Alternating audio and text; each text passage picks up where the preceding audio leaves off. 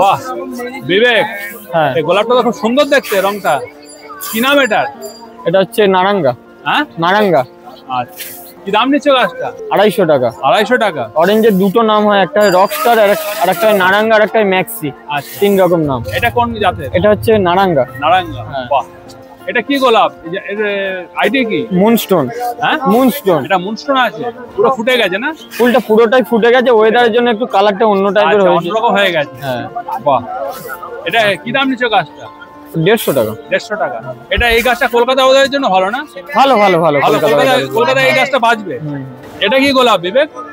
এটা white avalanche বা green avalanche বলে। আচ্ছা, প্রথমে এটা 20টা গ্রিন এতে হবে, আচ্ছা। তারপরে হোয়াইটে কনভার্ট হয়ে যাবে। এটা অ্যাভালাঞ্চ গ্রুপের, অ্যাভালাঞ্চ মানে ডাচ রোজ। হ্যাঁ।